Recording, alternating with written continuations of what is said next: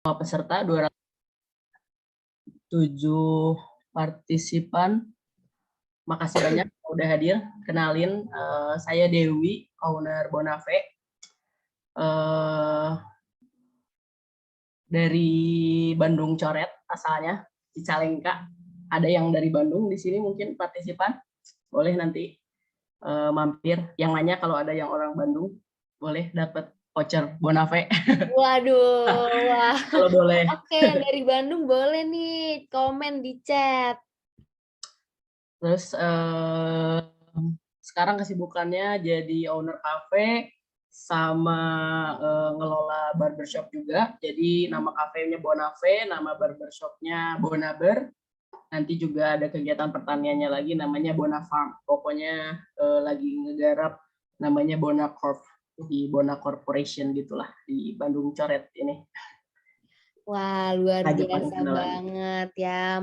Berarti mau mengembangkan Bonave ini menjadi cabang-cabang yang lainnya juga ya, nggak cuma kafe, tapi ada farm juga, ada barbershop. Wah, luar biasa banget. Mungkin kita bisa langsung aja kali ya, masuk ke materi pembahasan kita hari ini. Oke, waktu dan tempat dipersilahkan, Kak. Sip, makasih banyak ya, Bianca. Kenalannya udah tadi, tapi belum salam dulu ya. Assalamualaikum warahmatullahi wabarakatuh semuanya. Selamat malam ya. Semoga yang lagi pada join Zoom meeting malam ini lagi dalam keadaan sehat. Kalau yang kurang sehat, mudah-mudahan pada sehat, terus pada bahagia. Pokoknya I hope you guys have an amazing day tonight, gitulah ya. Nama saya Dewi. Panggil aja Dewi, kalau di sini orang-orang manggil Cece. Saya dari SD, SMP, SMA, dari lahir bahkan tinggal di Cicalengka. Nah, terus next. Nah,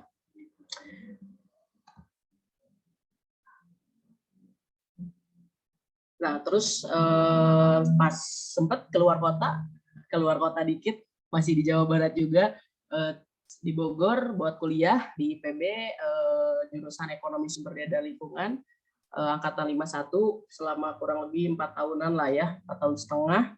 Terus udah lulus, balik lagi ke Cicalengka Raya sebagai anak Sunda Tulen, balik lagi ke daerah, dapat kesempatan buat dapat investor lah buat buka lahan pepaya, terus jadi manajer kebun selama kurang lebih 2 tahun. Jadi ada kegiatan on farm di situ pepaya Kalina, terus di akhir tahunnya itu buka Bonave. Nah, kenapa sih Bonave gitu? Bonave itu apa gitu? Kenapa namanya mungkin Bonave kebun kafe? Boleh next slide.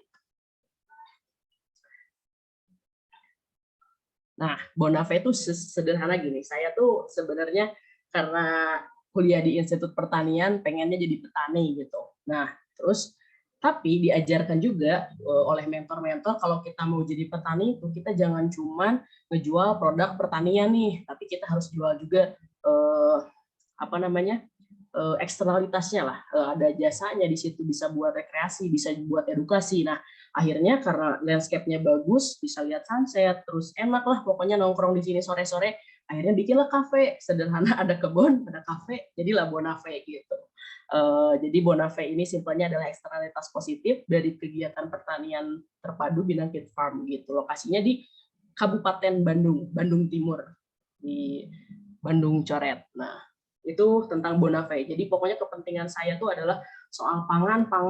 Pokoknya manusia tuh pasti suka makan gitu. Mau kita bikin pertanian, mau restoran, mau kafe, intinya saya sangat passionate di bidang makanan gitu, pangan ya, mau pertanian, mau F&B. Next. Nah, kenapa sih gitu industri F&B ini sangat menarik minat Dewi gitu ya, minat saya gitu. Tapi sebelum kita ke kenapa pentingnya, kita highlight dulu di sini F&B yang kita maksud. Pokoknya definisinya adalah semua kegiatan usaha ya yang bergerak di bidang produksi atau distribusi makanan dan minuman yang jadi itu F&B. Pokoknya kalau misalkan dia jual makanan, dia jual minuman, itu F&B gitu. Nah, F&B ini sebenarnya dikategorikan simpelnya menjadi 3, ada F&B produk, ada F&B service, dan F&B retail gitu. Nah, itu nanti kita bahas lebih lanjut. Cuman di awalnya kenapa nih F&B gitu? F&B itu menarik banget buat minat saya pribadi karena ya manusia tuh walau manusia berevolusi, kebutuhan dasarnya tuh tetap nutrisi gitu. Semua makhluk hidup pasti makan gitu. Makan tuh no debat lah. Semua orang pasti makan. Mau makannya sedikit, mau banyak, pokoknya makan. Gitu. Mau enak, mau gak enak, semua orang makan. Semua orang minum gitu. Semua orang butuh nutrisi. Gitu ya. Jadi kalau misalkan bicara marketnya tuh wah udah bukan market lagi, ini mah semua orang juga adalah marketnya gitu di industri ini. Next. Nah, jadi tadi di F&B ini kita bedakan dulu ya, ada F&B retail, service, sama produk. Nah, kalau misalkan kita bicara F&B kan, wah luas banget sebenarnya F&B itu segalanya adalah F&B. Mulai dari Nestle, salah satu perusahaan F&B terbesar di dunia, sampai dengan sumber sari pangan, salah satu perusahaan lokal gitu. Nestle yang ngeluarin KitKat sampai SSP yang ngeluarin Olaris itu tuh F&B gitu. Dari yang terkenal banget sampai kita yang nggak kenal banget, dari UC 1000 yang diiklanin sama Miss Universe sampai Jennifer jeruk nipis peras produk UMKM-nya Jawa Barat itu tuh F&B gitu. Dari terus produk soda pun dari Pepsi, Coca-Cola yang siapa sih yang nggak tahu, siapa yang nggak pernah minum, sampai minuman berkarbonasi merek Cap Badak ini tuh F&B juga gitu. Nah, cuman kalau yang di sini semuanya ini adalah F&B produk. Next. Nah, selanjutnya berapa aja sih yang masuk ke F&B? Nah, kita sekarang mulai masuk nih ke F&B service gitu. F&B service sama retail agak mirip-mirip lah. Nah, kalau tadi kan fokusnya produk yang ya udah dijualin terserah mau kemana gitu.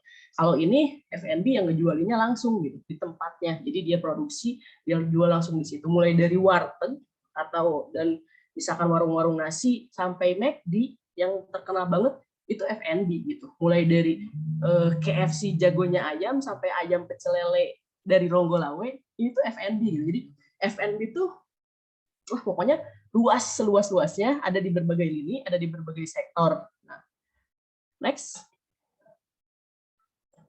Termasuk untuk kafe nih. Mulai dari Bonafe yang baru punya 1 cabang di Cicalengka Raya sampai dengan Starbucks yang udah ada di 80 negara dengan 33.000 cabang, ini termasuk dalam industri F&B. Jadi kebayang dong ya, industri F&B ini tuh wah luas banget dan ada peluangnya tuh besar banget dan skalanya pun macam-macam banget dari yang kecil sampai besar tuh semuanya ada gitu. Oke, next.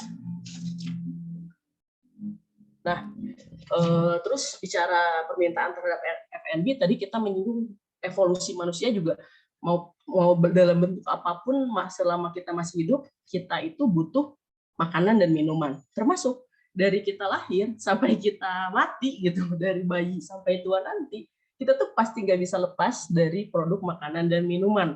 Jadi semua orang seumur hidupnya tuh butuh makan dan minum, nggak ada debat itu mah. Selama lu hidup lu pasti makan, lu pasti minum gitu.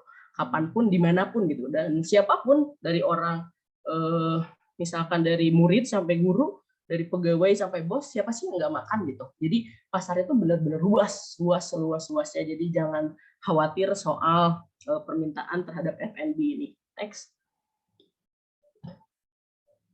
Nah, terus kebutuhan terhadap industri F&B. Nah, kalau misalkan kita bicara pengeluaran setiap orang terhadap bahan pangan, ini menurut buku Buletin Konsumsi Pangan tahun 2021.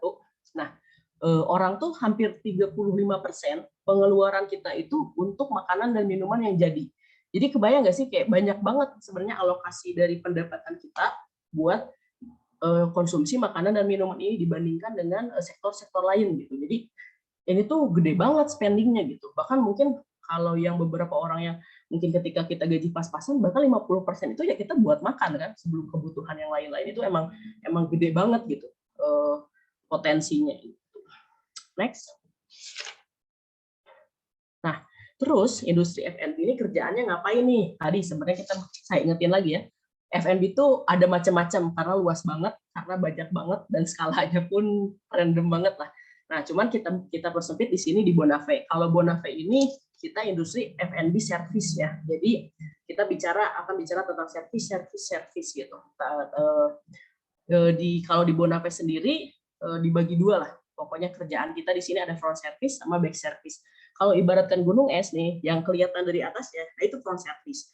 Kelihatan banget, dan dia tuh langsung berinteraksi dengan para pelanggan, dengan konsumen gitu. Jadi kerjaannya menyambut pelanggan, nawarin layanan, terus kasih bantuan, nganterin menu, beresin habis makan gitu. Itu di front service. Pokoknya yang sangat berhubungan dengan customer gitu. Lalu ada back service nih. Kalau back service ini bisa kita bilang sebagai dapur dan juga kantor. Ya, jadi ini yang meramu-ramu ya buat konsistensi, buat kualitas gitu. Jadi kalau front service jelas ramah-tamahan, harus baik, harus pokoknya first impression lah ya. Tapi first impression aja kan nggak cukup. Kalau kita misalkan udah orangnya baik-baik di depan, tapi pas dicoba makanannya nggak enak, produknya misalkan nggak bersih atau gimana, nah jadi kita butuh back service untuk memastikan ini kualitas tetap terjaga, konsisten rasa, konsisten kuantitas gitu. Terus juga di sini juga back service itu R&D. Kita R&D itu R&D signature menu sama trend produk. Nah, kalau signature jelas, kita kalau nggak punya ciri khas, nggak bisa diferensiasi, nggak bisa positioning, itu susah. Nah, terus soal tren, kita ngikutin tren juga. Misalkan nih lagi tren mie gacoan, nah kita ikutan tuh R&D. Jadi ada kalau kita plesetin jadi mie ngacoan, ngaco bahasa Sunda lah. Karena ya tren itu cepet banget, dan F&B itu tren segila apapun, secepat apapun kita tuh bisa ngikutin. Dan marketnya pun cepet juga ikut tren apa. Misalkan di TikTok mulai dari bikin Indomie pakai ciki sampai bikin cibai, bikin cimin, peraci-acian, itu tuh F&B tuh kita ikutin pasar, kita juga bikin tren gitu. Jadi kalau dibilang soal tren ini nggak usah takut lah, cepet banget adaptasinya gitu. Terus di back service ini juga kita melakukan pemasaran sama branding, terus ada mengatur keuangan, memastikan operasional berjalan lancar. Jadi sebenarnya lebih banyak fondasinya itu di back service gitu dibandingkan dengan front service. Tapi keduanya apakah ada yang lebih penting atau lebih nggak penting? Nggak, dua-duanya sama-sama penting, nggak bisa dipisahkan lah, mau front service mau back service gitu. Ini untuk di F&B yang service sama retail lah ya. Contoh-contoh yang kayak gitu bisa kafe, bisa restoran, bisa franchise boba misalnya. Nah ini F&B yang biasanya sistem kerjanya kayak gini. Oke, next. Nah, terus di industri F&B ini kita kerjaannya ngapain sih? Apakah semua orang yang kerja di F&B itu harus bisa masak? Atau harus suka makan misalnya? Harus gendut misalnya atau gimana gitu. Nah, orang yang kerja di industri F&B ini sebetulnya sama aja kayak di sektor-sektor di industri lain yang kita terdiferensiasi gitu sebenarnya pekerjaannya. Apalagi kalau misalkan yang skalanya besar. Kalau Bonafé mungkin masih kecil.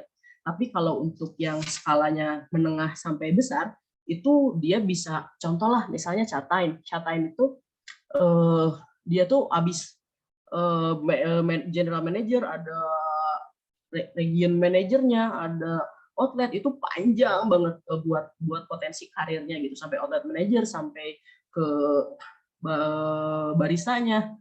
Itu tuh wah pokoknya mah sama besarnya lah potensi karirnya tuh gitu. Nah, terus gak usah cuma bisa masak aja, karena bisa juga kalau punya jiwa kepemimpinan bisa di level yang middle ke atasnya nih, bisa jadi direkturnya, bisa jadi general manager, outlet manager, atau operational manager, marketing manager, financial manager, sama F&B juga kita butuh semua profesi-profesi itu. Nah, tapi kalau misalkan buat teman-teman mungkin, tapi kan itu mungkin profesi-profesi yang butuh background pendidikan tertentu gitu, misalkan pengen buat lulusan SMA, SMP, SMK, bahkan SD sekalipun sebenarnya bisa untuk jadi yang di bagian dapur sama frontlinernya gitu. Ada chef sama barista, bartender misalnya.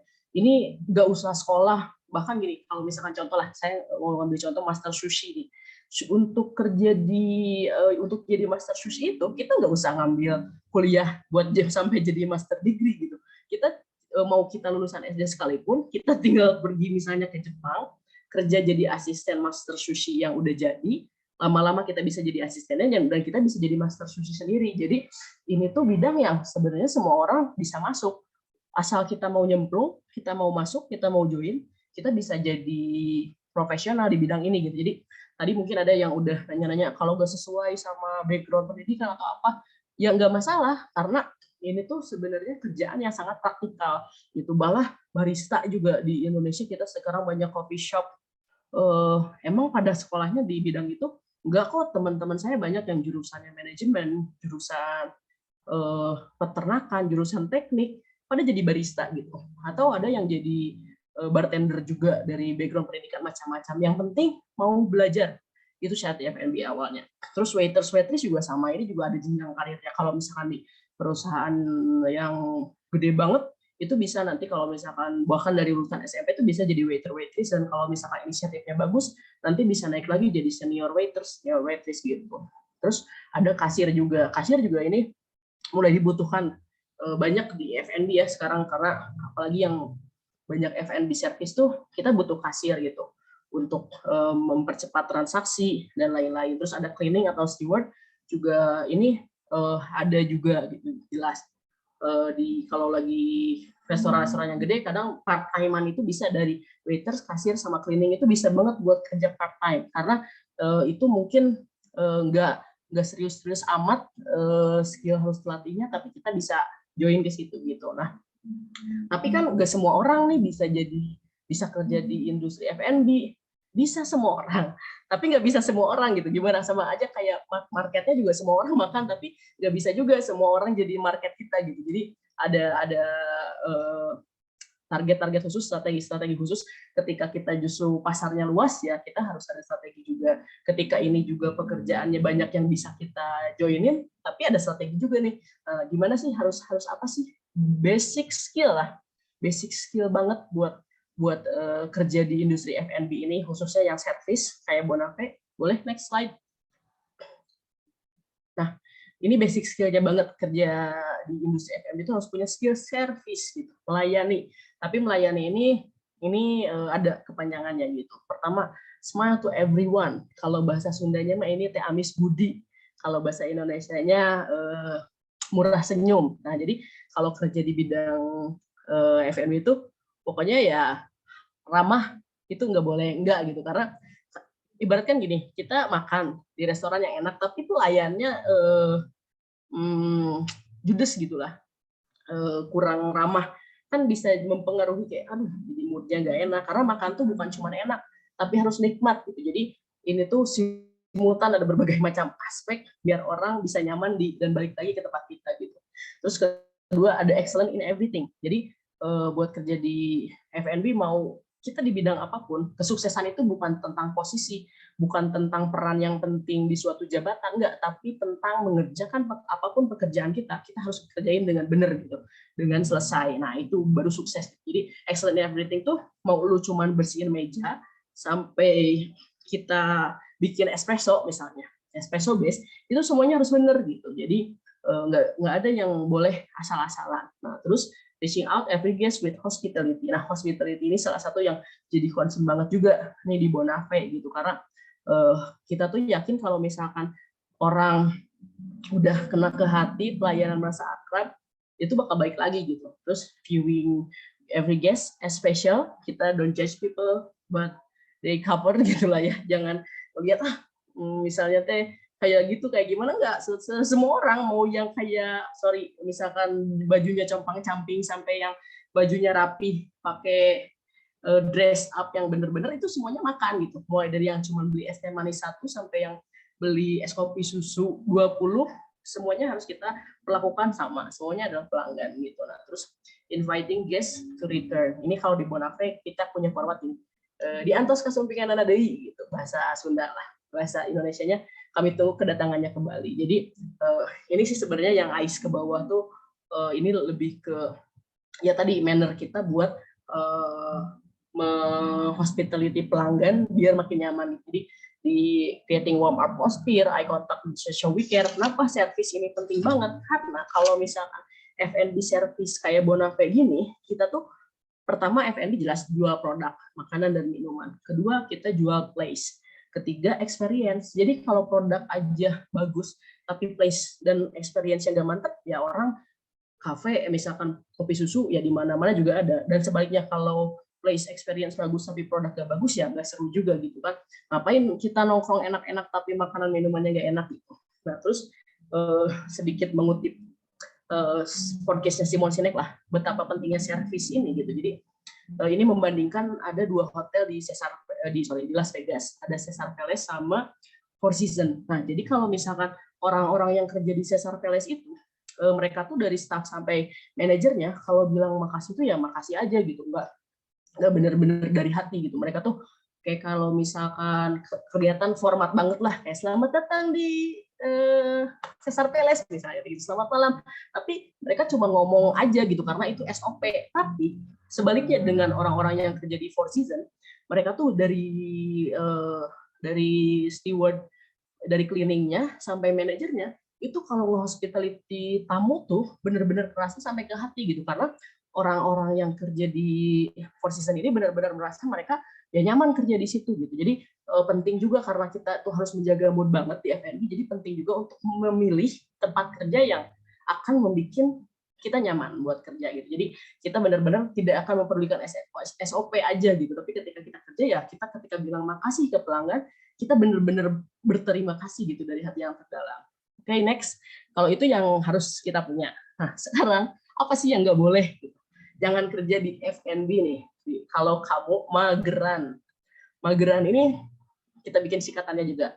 Pertama, malas bekerja. Iyalah, lu kalau misalkan malas kerja di bidang apapun sebenarnya ya malas juga kan, orang nge-hire orang yang malas kerja gitu. Misalkan ada bekas pelanggan terus nggak diberesin atau nyuci piring nggak bersih, malas, pokoknya malas. Aduh, kalau malas ya gimana ya gitu, jangan malas lah. Kedua, antisosial, nggak bisa. Di F&B kita nggak bisa antisosial karena ya kita berhubungan dengan orang-orang setiap harinya gitu. Terus gerasa gerusuh juga nggak boleh. Bukan berarti harus santuy banget ya, tapi gerasa gerusuh itu nggak benar. Karena kalau misalnya kita buru-buru lah, bisa mungkin entah nganterin apa tumpah atau apa, karena misalkan ada minyak panas atau apa di dapur, nggak baik lah gerasa gerusuh. Jadi harus efektif aja segalanya gitu. Terus emosi tidak stabil. Nah ini sering lah kita mungkin lihat video-video yang viral di sosial media soal kadang ada ibu-ibu marah-marah ke pelayan gimana. Nah itu kalau emosi kita lebih tidak stabil dari pelanggan, wah itu udah pasti bakalan terjadi pertengkaran yang luar biasa gitu. Jadi kita harus bisa menstabilkan emosi siapapun pelanggan kita, gimana pun pelanggan kita, atau kita pun lagi apapun lah keadaan kita harus bisa stabil pas lagi kerja gitu. Terus ribet dan rese nih, ribet tuh kayak ya saya di Bonafé tuh benar-benar nggak masalah lu mau hitam mau putih warna kulitnya, mau gendut mau kurus mau pendek mau tinggi, nggak masalah, yang penting bersih misalnya. Jadi mulai dari tangan nih, jangan pakai banyak perhiasan, atau mungkin kerja di F&B jangan pakai kutek misalnya, karena kebersihan tuh penting banget. Atau buat cowok jangan sampai ada yang janggutnya sampai mata kaki gitu kan ribet gitu. Jadi harus yang simple, pokoknya sesimpel mungkin, sesederhana mungkin lah kalau kerja di F&B itu. Terus acuh tak acuh terhadap pelanggan juga tentu nggak boleh dong. Kita aja kalau makan di suatu tempat kan pengennya ya diperlakukan dengan baik gitu. Nah terus terakhir nih yang nggak boleh banget juga adalah ngelamar kerja tapi nggak mau datang wawancara. Nah ini lucu banget nih. Kemarin aja pas Bonafé oprek bulan-bulan kemarin tuh sekitar 50% pelamar itu nggak datang wawancara. Padahal pasti telepon langsung udah dikasih tahu jadwalnya mau datang.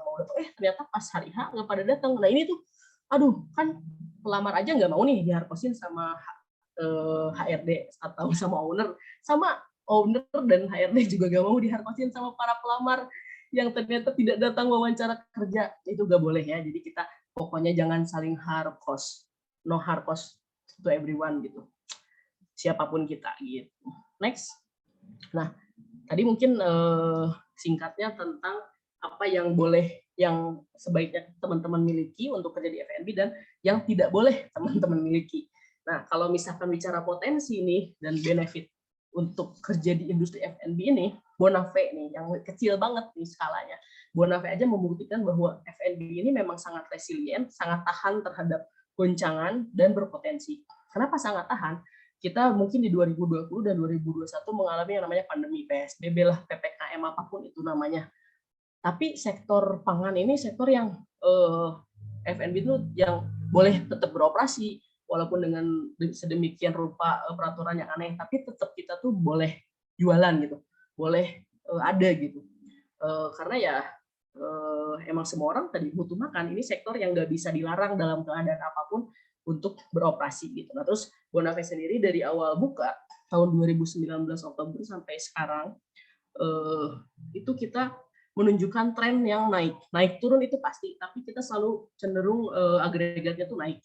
Nah ini membuktikan kalau ya emang berpotensi gitu. Kalau selama kita melakukan hal ini dengan benar, selama menu kita konsisten, menu kita enak, bersih, berkualitas, dan pelayanan kita bagus, fokus kita adalah loyal customer gitu. Loyal customer itu pasti akan balik lagi gitu, karena kalau kita sih nggak terlalu fokus sama viral-viralan kadang gitu. Yang penting orang udah datang nyobain suasana Bonafé dengan segenap atmosfernya, orang insya Allah bakal balik lagi. Nah ini baru yang kecil, nah apalagi yang gede gitu, kayak mungkin Starbucks atau banyaklah F&B service yang lebih gede, itu berarti pasti akan lebih mencengangkan daripada ini gitu. Bahkan yang terbaru kan ada yang outletnya baru buka langsung naik, ngalahin gerai-gerai lain, ada Mixu tuh langsung naiknya cepet banget. Nah itu juga berpotensi banget gitu. Itu sih kalau misalkan soal, jadi kerja di F&B ini jangan takut terkena badai yang tidak gitu, karena ya kita mah sektor pasti gitu, jadi pasti aja. Oke, next. Nah, konsisten adalah kunci. Saya selalu bilang sama para Bonafé crew gitu. Kalau saya bukan orang yang disiplin, tapi saya adalah orang yang konsisten. Disiplin mungkin harus bangun pagi atau gimana, tapi kebetulan sektor saya boleh bangun siang gitu. Tapi kita terus menjalankan itu. Mau ada pembeli, mau nggak ada pembeli, kita harus konsisten untuk terus menjaga bisnis presence, menjaga operasional, menjaga semua menu tetap ada gitu. Jadi karena kadang kan kita kesel ya kalau misalkan pesen menunya tuh banyak, tapi mau pesan ini nggak ada, itu nggak ada, ini habis, itu sold out. Aduh, itu jangan banget di F&B. Jadi kita harus konsisten. Apa yang udah kita tulis di menu, apa yang udah kita kasih tahu ke orang-orang kita buka jam berapa, itu konsisten, no debat gitu. Jadi konsisten adalah ya kunci tadi kita untuk terus tumbuh dan berkembang. Oke, next. Nah, segitu aja sih kurang lebihnya. Jadi dulu sebenarnya saya sempat resah kayak apa sih? Emang kita kalau kerja di F&B ini apa gitu signifikansinya terhadap peradaban, terhadap masyarakat gitu. Karena kan saya dulu merasa idealis dan rebel. Nah, tapi setelah dijalani gitu, ada nemu quote ini nih. Jadi kayak ya lu kalau misalkan bikin atau bekerja di dunia F&B ini dengan benar gitu, because of you hundreds of friends will have great conversation gitu, dan because of you morning will be brightened and afternoon will be seamless stressful gitu. Jadi oh iya ya benar, kayak kalau kita bekerja dengan benar di bidang F&B ini, orang-orang yang capek pulang kerja gitu dengan kita pelayanan yang baik, dengan makanan yang enak, minuman yang enak, orang bakalan jadi relax. Atau orang yang mau ngobrol-ngobrol, bincang-bincang apapun, kita sediain tempat yang kondusif kan buat mereka. Oh, ada mungkin akan ada obrolan yang produktif untuk mereka membicarakan apa bisnisnya atau itu. Jadi kita tuh ternyata ada kebermanfaatan yang tidak kita rasakan secara langsung, tapi yang penting fokus aja, kerjakan pekerjaan kita dengan benar apapun profesinya gitu. Itu aja sih, paling segitu dulu. Makasih, mohon maaf kalau banyak kurang-kurang karena saya masih belajar. Kembali ke moderator. Oke, terima kasih banyak Kak Dewi untuk pemaparannya. Wah, pasti teman-teman di sini pada mendapatkan insight yang banyak ya, dan pasti mendapatkan banyak manfaat dari pemaparan Kak Dewi barusan. Jadi kalau misalnya aku bisa kayak mereka ulang apa sih sebenarnya kunci untuk memulai karir di dunia F&B itu, kuncinya adalah konsisten dan yang pasti itu harus peduli sama customer ya Kak, karena service itu adalah nomor 1. Oke, menarik banget nih. Nah, pas banget kita itu udah kedapetan banyak banget pertanyaan dari para participants kita hari ini. Mungkin kita bisa langsung aja nih Kak lanjut ke sesi Q&A karena udah ada lumayan banyak yang nanya, walaupun nggak semuanya aku masukin ke dalam PPT, tapi nggak apa-apa. Kita akan coba jawab ya.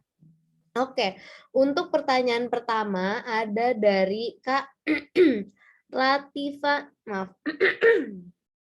Maaf ya Kak. Ada dari Kak Latifah Insan SK. Nomor 1, pertanyaannya adalah apa yang meyakinkan Kakak untuk buka usaha kafe kekinian? 2, apa apa upaya Kakak saat ini? Harga pokok semua naik pasti ada dampaknya kan Kak. Nah, bagaimana Kakak melewati masa-masa itu? Oke, oke, ini bagus nih pertanyaannya. Makasih banyak buat yang udah nanya. Pertama, apa yang meyakinkan saya untuk buka usaha kafe?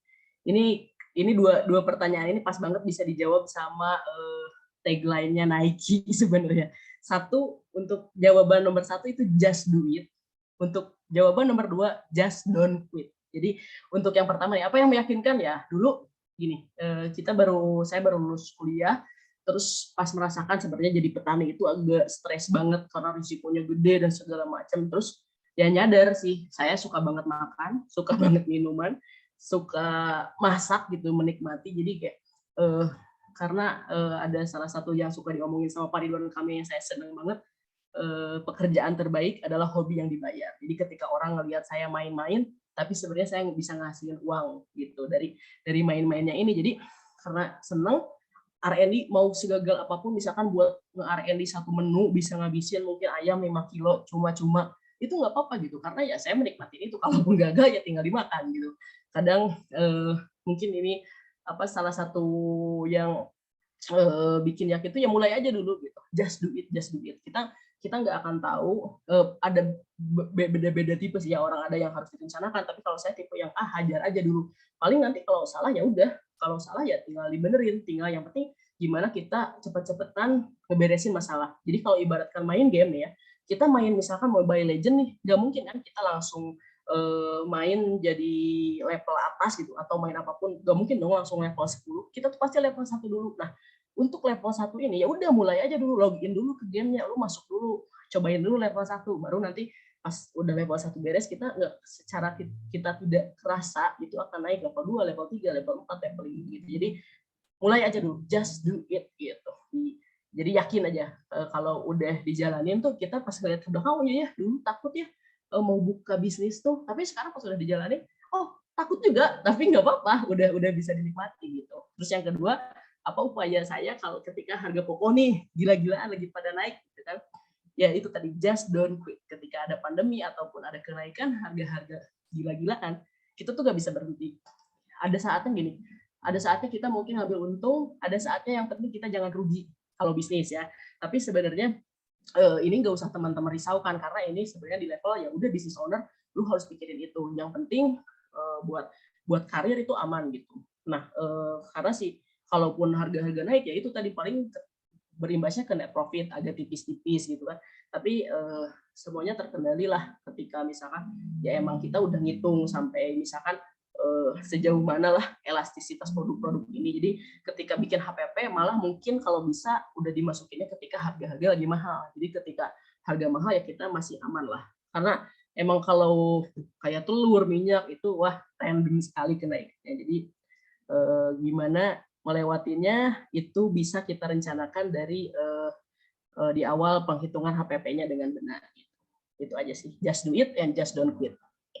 Oke, terima kasih Kak Dewi untuk jawabannya. Semoga Kak Latifah tadi jawaban dari Kak Dewi itu menjawab ya. Kuncinya adalah just do it and just don't quit. Betul banget nih, setuju banget sama kata-kata itu. Oke, terima kasih Kak. Mungkin kita bisa lanjut aja ke pertanyaan selanjutnya. Ada dari Kak Natalina. Apa yang harus kita mulai pelajari saat ingin bergabung di dunia F&B? Dan bagaimana menanggapi customer yang komplain karena produk yang diorder berbeda rasanya? Atau orderan di hari yang sama tapi beda jam. Jadi kayak ordernya, menunya sama tapi rasanya beda. Cara nanggepinnya tuh gimana? Dan gimana kita itu kalau mau mulai bergabung di F&B itu apa aja sih Kak yang harus kita pelajari? Oke, makasih banyak Natalina pertanyaannya. Jadi pertama yang mulai dipelajari untuk join ya, pertama mungkin pelajari dulu diri kita sendiri sebenarnya. Kalian tipe orang yang kayak gimana gitu. Karena kita tuh gak bisa kita nyalahin suatu perusahaan atau tempat kita kerja ketika ya emang kita nggak cocok di tempat itu gitu. Jadi saran saya pertama pelajari diri sendiri dulu. Kamu orang yang kayak gimana, sabaran atau enggak. terus bisa tahan terhadap tekanan atau enggak, terus misalkan kalau misalkan kalian tipe yang nggak bisa menerima tekanan gitu ya, banyak stres, jangan kerja di F&B yang rame gitu, kerja di yang santai-santai, misalkan di F&B yang ada di suatu tempat wisata misalnya kayak gitu. Terus setelah mengenali diri sendiri, kenali calon perusahaan yang kalian pengen apply ya. Jadi jenis F&B-nya apa nih, retail atau service misalkan. Kalau retail tuh biasanya fast food tuh kayak ayam-ayam pinggir jalan atau boba-boba, itu trafficnya kencang banget. Jadi kalau kalian nggak suka sama keramaian atau bingung sama ngeliat orang banyak, kalian jangan kerja di yang gitu. Sebaliknya kalau kalian kuat mentalnya ya hajar aja gitu. Jadi kalian harus tahu jenis F&B ini kayak gimana. Terus si F&B ini penting juga sebelum kita kerja, kita harus tahu tempat di mana kita kerja biar kita aman ya. Jadi si F&B ini target marketnya jelas nggak ya? Gitu. Misalkan dia ada di daerah kampus, terus dia ngejual produknya mahal. Oh berarti ini nggak bagus nih, kayaknya sepi. Nah jangan kerja di yang gitu karena mungkin itu dia akan kurang bagus gitu ke depannya gitu loh. Jadi positioning sama target market calon perusahaan yang akan teman-teman lamar itu penting banget. Nah terus lokasi juga, ini F&B yang kalian mau apply nih, dia tuh tipikalnya apa? Service. Kalau service pun apakah dia outlet langsung, misalkan kayak Bonafé atau kayak Starbucks gitu ya, atau restoran-restoran pada umumnya, atau dia ghost kitchen misalnya. Nah itu lokasi sangat menentukan. Kalau misalkan dia lokasinya nggak strategis, itu teman-teman juga tidak akan strategis karirnya gitu. Sebaliknya kalau mungkin ghost kitchen ya gas aja dimanapun gitu. Terus ya business presence-nya ini F&B-nya udah ada sejak kapan nih? Terus dia konsisten nggak nih bukanya dari dulu sampai sekarang, masih bertahan nggak? Nah itu penting, pokoknya harus cari tahu, kenali diri kamu, terus kenali calon usaha kamu ya, buat yang harus dipelajari pertama-tama. Terus gimana cara menanggapi customer komplain? Nah kalau ini pertama, jadi gini, saya tuh selalu membedakan, mengutip dari filosofi Tasawuf ya, ada dikotomi kendali. Ada hal yang bisa kita kendalikan, ada yang tidak bisa kita kendalikan. Pertama kita fokus dulu sama hal yang bisa kita kendalikan. Apa nih? Menjaga konsistensi, menjaga resep, fokus pokoknya dari semua hal. Kedua, ya ada hal yang tidak bisa kita kendalikan. Misalkan seenak apapun, sebenar apapun, misalkan kita udah melakukan, pelanggan ada aja yang nggak puas. Pelanggan ada aja yang misalkan komplain atau gimana. Nah, menanganinya pertama kita harus gentle dengan cara ya benar nggak nih kita ada yang salah gitu. Kalau kita benar-benar memang ada kesalahan dari kita, jelas kita pertama-tama apapun mau salah mau enggak sebenarnya kita minta maaf dulu, terus kita cari tahu misalkan gini, ada yang komplain nih kemarin baru di Bonafé, ini Bonafé susunya ganti ya teh, karena susunya beda. Oh kita cari tahu dulu dia pesannya apa, panas atau dingin, terus masalahnya apa. Oh misalkan ternyata ketahuan nih emang salah kita, terlalu susunya dipanaskannya terlalu panas misalnya. Nah kita minta maaf, terus kita jangan lupa mau ini ya, mau kritik, mau saran, mau apresiasi, pujian, semuanya harus kita balas itu. Kalaupun misalkan komplain pun kita tetap bilang makasih banyak, customer udah komplain gitu, karena kalau dia gak komplain kita kan nggak tahu kalau kita salah. Jadi tetap menunjukkan gratitude kalau kita berterima kasih atas masukan mereka gitu sih. Karena kalau misalkan pokoknya anggap setiap customer itu ya manusia gitu. Kita kalau ngobrol sama manusia gimana sih itu? Masa kan kita pakai SOP, baik terima kasih Ibu atas komplainnya, enggak kan? Tapi kita benar-benar ngobrol secara heart to heart lah ya gitu sih. Itu aja mungkin. Oke, terima kasih banyak lagi Kak Dewi untuk jawabannya. Jadi mungkin sebelum kita mau bergabung di dunia F&B, kayaknya nggak cuma di F&B doang ya, di seluruh perusahaan kalau misalnya kita mau bergabung, yang pertama-tama harus kita pelajarin itu adalah betul banget diri kita sendiri, baru kita pelajarin tentang perusahaannya. Oke, baik. Terima kasih Kak untuk jawabannya. Mungkin kita bisa lanjut aja nih ke pertanyaan selanjutnya dari Kak Shiva Zuanida. Apakah lulusan yang tidak sesuai dengan passion F&B bisa diterima kerja di bidang tersebut? Dan bagaimana caranya memaksimalkan kinerja kerja di bidang F&B bagi lulusan yang passionnya nggak sesuai dengan bidang F&B? Oke. Jadi gini, pertama lulusan tidak sesuai. Bisa. Kalau bicara lulusan yang nggak sesuai bisa diterima, di F&B bisa banget. Karena ya saya juga jurusan saya apa gitu kan, ekonomi pertanian sebenarnya lingkungan. Bisnisnya di F&B gitu kan. Jadi ya siapapun bisa tadi. terus gimana caranya memaksimalkan kinerja bagi lulusan yang passionnya nggak sesuai. Sebenarnya kalau misalkan nggak sesuai, gini, sebenarnya di Indonesia atau dimanapun di seluruh dunia, semua orang itu sudah pasti salah jurusan, sudah pasti mismatch dengan bidang pendidikan yang kita pilih dengan kita kerja apa gitu nantinya. Yang penting kuliah dimanapun kita atau kita sekolah dimanapun itu tuh membentuk pola pikir kita gitu, pola pikir untuk kita mau belajar. Jadi bidangnya apapun ya, kalau kita udah punya mindset yang bagus untuk belajar ya kita pasti bisa gitu. Karena bahkan Bonafé pun salah satu motivasi terdalam saya adalah this is my never stop learning journey gitu. Jadi Bonafé itu nggak ada finishnya. Bonafé itu tentang terus belajar gitu, nggak ada berhasilnya, nggak ada suksesnya. Pokoknya tujuan Bonafé itu adalah infinite game gitu. Kalau misalkan di finite game tujuan kita adalah buat menang, tapi kalau di infinite game tujuan kita adalah gimana caranya kita terus bermain gitu. Jadi nggak ngaruh lah, pokoknya background apapun pendidikan, tenang, semua orang itu salah jurusan, banyak banget profesional apapun semuanya itu salah jurusan guys gitu kan. Jadi yang penting mau belajar dan menerima kalau dikoreksi, itu penting banget, karena kalau orang nggak menerima kalau dikoreksi itu udah lucu pokoknya. Terus dan mau memperbaiki diri gitu sih. Itu jadi siapapun bisa. Oke, terima kasih Kak Dewi untuk jawabannya. Jadi nih buat Syifa yang mau memulai karir di dunia F&B itu nggak usah khawatir kalau nggak sesuai dengan passion, karena semua orang itu pasti bisa. Yang penting adalah tentang kemauan diri kita sendiri, mau mencoba atau enggak. Oke, terima kasih banyak Kak Dewi untuk jawabannya. Mungkin kita bisa lanjut lagi ke pertanyaan selanjutnya dari Kak Khairunisa Afriani Ulfi. Sekarang ini kan banyak sekali pesaing dalam dunia F&B, bahkan terkadang menu dan cita rasa hampir mirip satu sama lain. Gimana caranya menghadapi para pesaing dalam dunia F&B yang kita jalani supaya tidak kalah saing dengan yang lain? Dan tips apa marketing seperti apa supaya kita tidak tertinggal dengan yang lainnya? Oke. Gini, jadi kalau misalkan bicara menu hampir sama, itu sih ya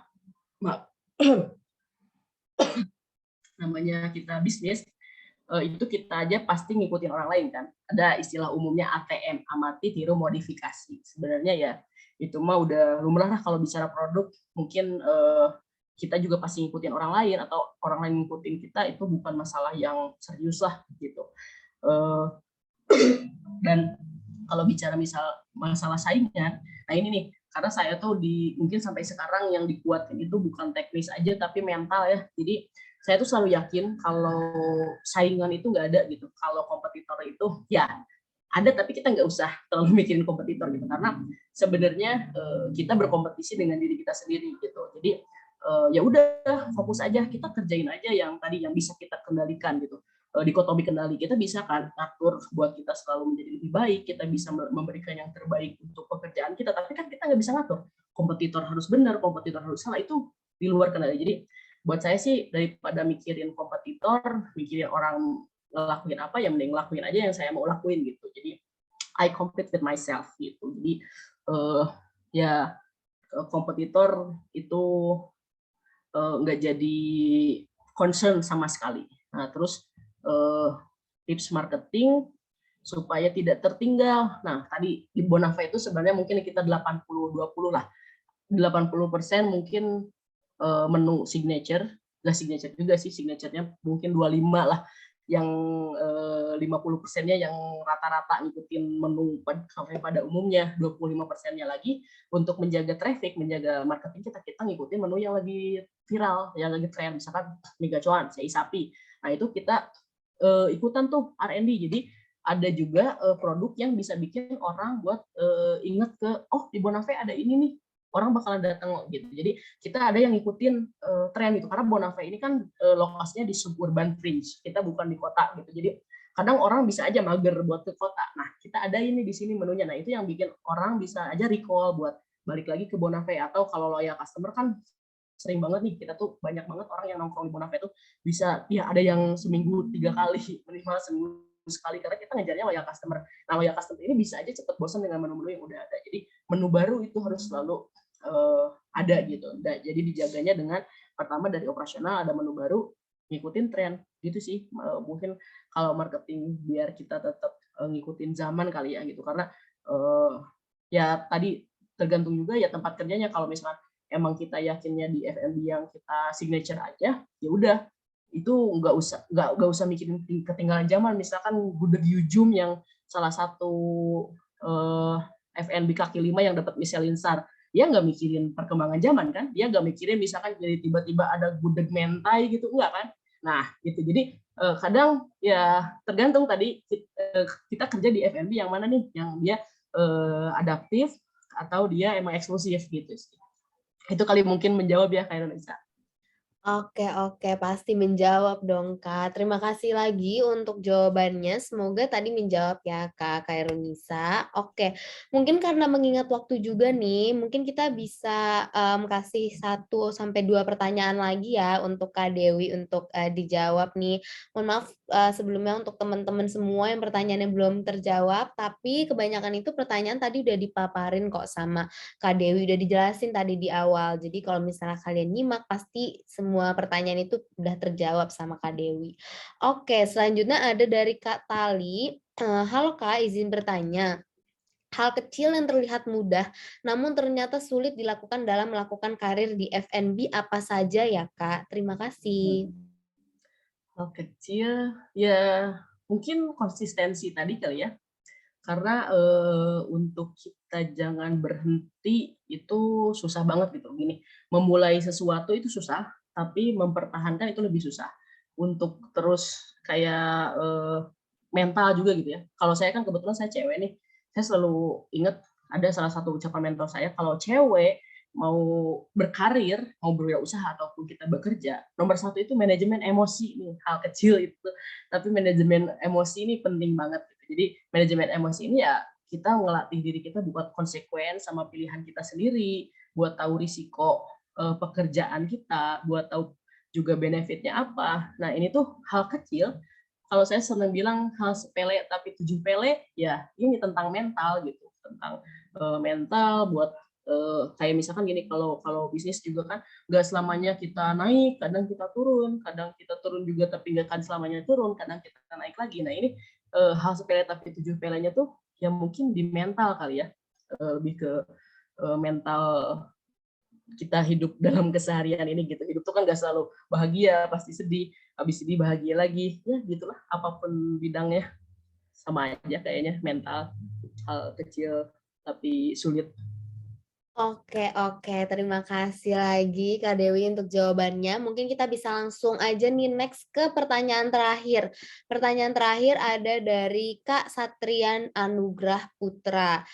Langsung nih nanyanya 3 pertanyaan. Yang pertama, bagi Anda yang baru memulai bisnis F&B, mencari kandidat yang tepat untuk Anda rekrut mungkin akan sedikit menantang, karena tentunya akan ada momen di mana Anda harus menyesuaikan dengan banyak kondisi. Sejumlah pertanyaan di atas bisa Anda jadikan cheat sheet apabila belum memiliki HR kompeten.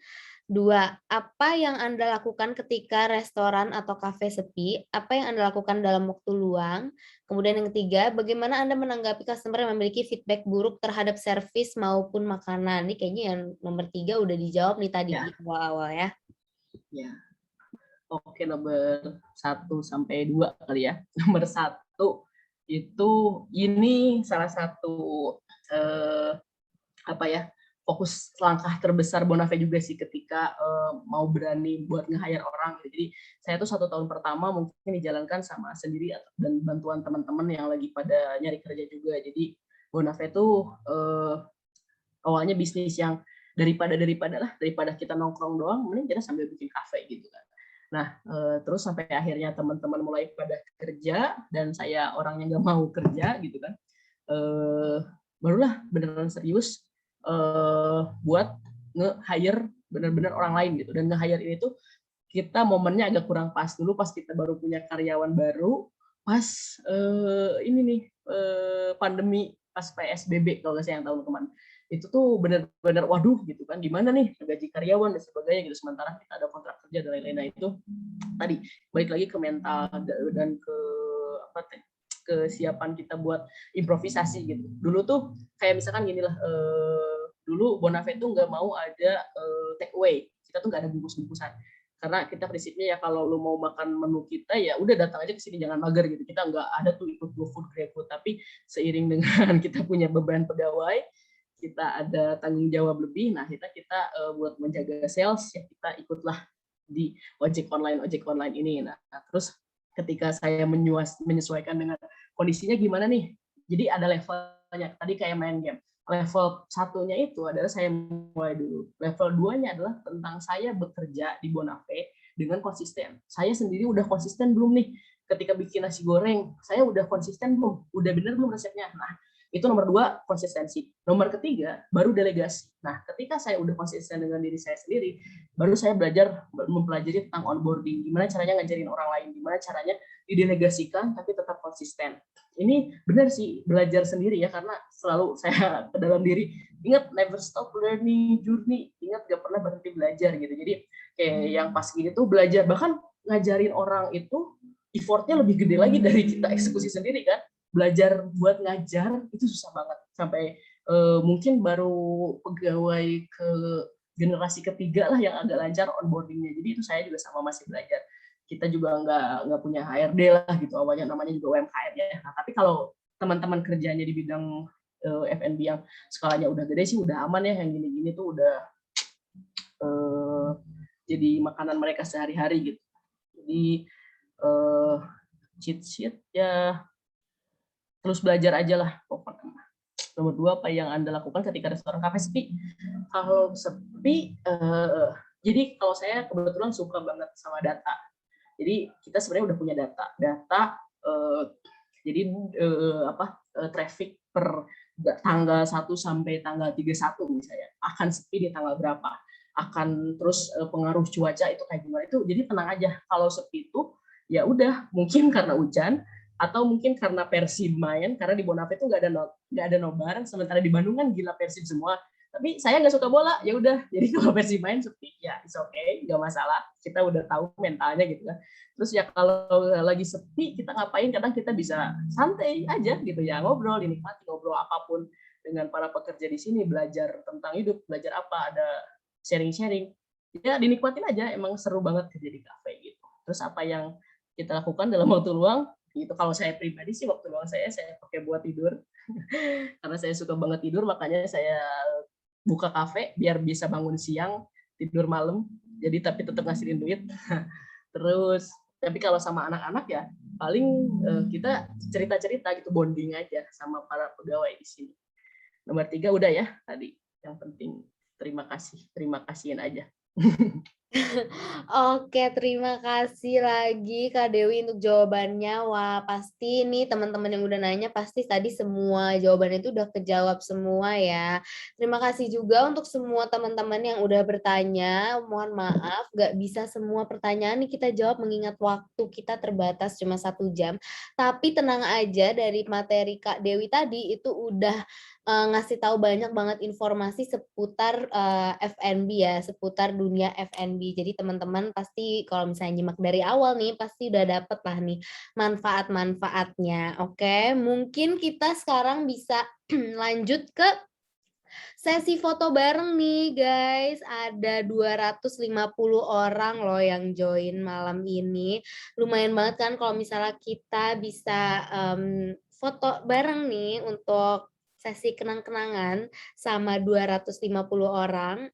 Oke, aku udah izinin teman-teman semua untuk start video. Jadi kalau misalnya teman-teman mau start video bisa langsung aja start sekarang. Nah, nanti abis sesi foto bareng, aku akan kirim link e-sertifikat, link form e-sertifikat, dan teman-teman bisa isi sertifikat. Dan sambil teman-teman isi sertifikatnya, aku bakal ngumumin siapa sih pemenang hadiah GoPay sebesar 50.000 untuk pertanyaan paling menarik malam ini. Oke, mungkin kita bisa lanjut aja ya ke sesi foto barengnya. Untuk slide pertama, senyum ya guys. 1, 2, 3.